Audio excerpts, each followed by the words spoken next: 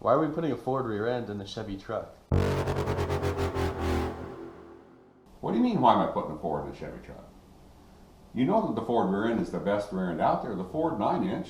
I mean, they use it in every single kind of racing you can think of.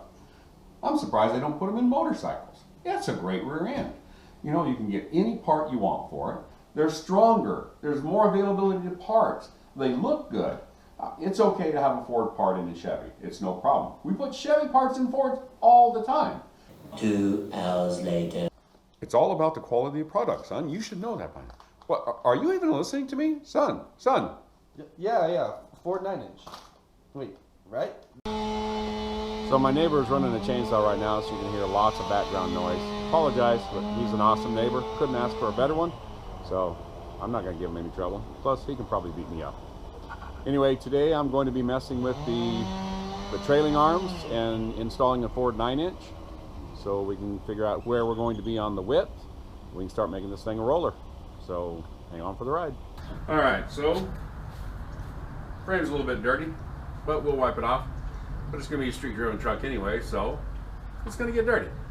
So we're not trying to make a custom, you know, take to shows, rub with a diaper, nobody's allowed to touch. We're just trying to make a nice, drivable street truck. These are the trailing arms, got them back from the sandblaster today. He also painted them up, and we'll start getting the 9-inch put in and just mocked up so I can get my angles and figure out exactly where we need to be on it. So here we go. So it's been raining like crazy here in Arizona, which is not normal for us. So a few things that I had setting out tend to get a little bit wet. Luckily, we'll all dry up here pretty quick. These are water soaked spring perches. On Chevy trucks from 1960 to 1972, most of them came with these trailing arms. These trailing arms came at an angle, so you do have to have perches that are offset when you weld a different rear end in. So these are actually perches that I bought from a buddy of mine, Tom. And you'll notice that this location and these locations are different so that they set at an angle. And they're set up to bolt right in here. So we're gonna put our trailing arms in. We're gonna put these guys on. We're gonna put our rear end in, jack everything up, start tightening it down. We'll move back and forth, get our pinion angle. But before we do all that, we gotta get the frame leveled so that we can get our degree on the engine, because we need to match the degree on the engine to the pinion angle on the 9-inch.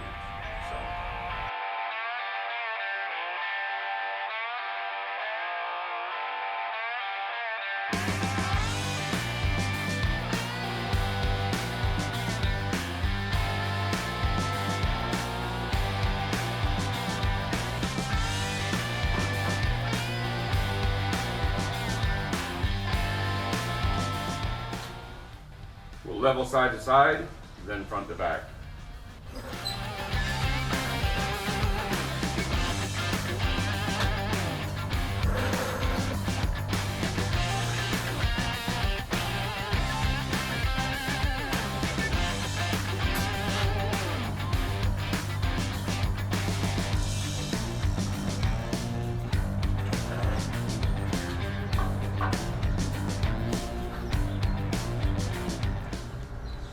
It's almost like we meant to do it. Almost.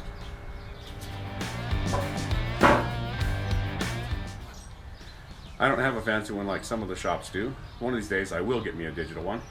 But this is just a degree finder, and so I'll put it on the transmission right now, and we'll see what our degree is so we can make our pinion angle the same.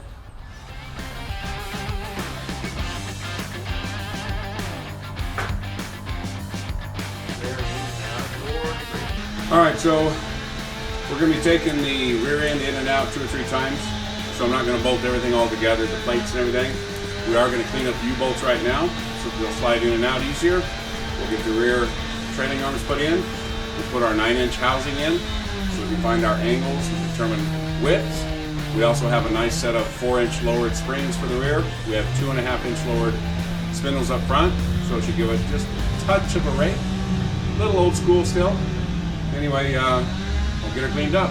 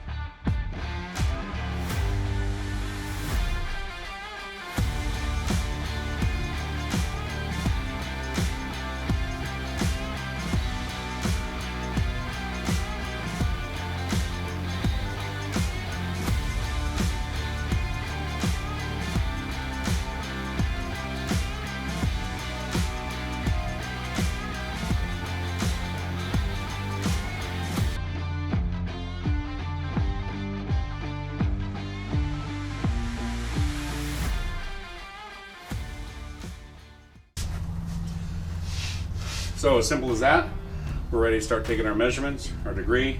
I'm going to tighten it up to where it tends to give a little resistance so it doesn't try to rotate. But we got to get all our measurements, find out where we want to be for this rear end, so we make sure we get enough meat in the wheelhouse so that this thing just doesn't burn the tires all the time. So, pretty easy.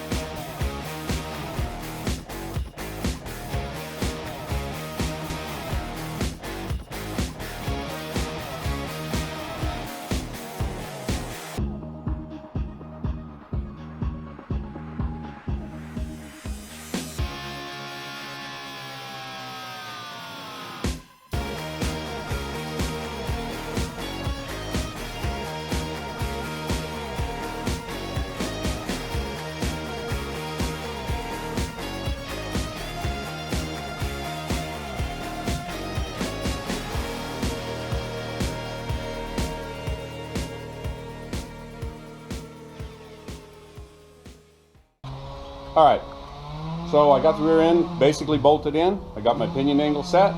Now I need to take my dimensions side to side on the rear end itself, the housing, to find out if we're going to need to narrow it or not. This is where we bolted in, the nice lowered springs. This is where the control arms bolt up. And that's your 9-inch housing before it's all cleaned up. Because we're not sure what we're going to have to do to it yet.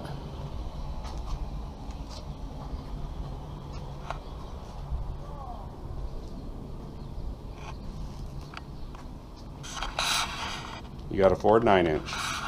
All right, well, I basically got the rear end installed. I'll weld up the purchase next week. I have all the axles and the positive traction and the gears ordered. Hopefully they'll show up in the next couple of weeks. Hopefully COVID won't slow us down on that.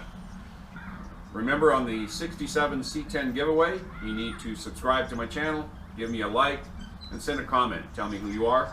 If you refer a friend over, have them mention your name, you get an additional entry. Also remember, I just started a new Wednesday video. It's called Wild Car Wednesday. Hopefully you guys have enjoyed it already, where I show one of the cars in the backyard. We do a little rendering or a drawing to show you what we're thinking about doing with it, and we appreciate the feedback. Play a little game, see if anyone knows what the cars are. Apparently this past week was too easy. I gave too many clues, so it's going to be a little more difficult this next one. So just want to thank you guys for coming and spending your time with us. And as always, thanks for watching.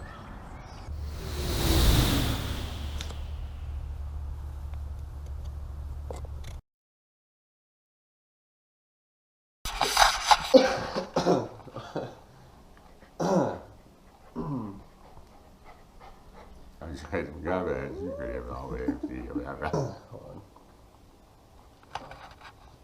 My eyes always tear up.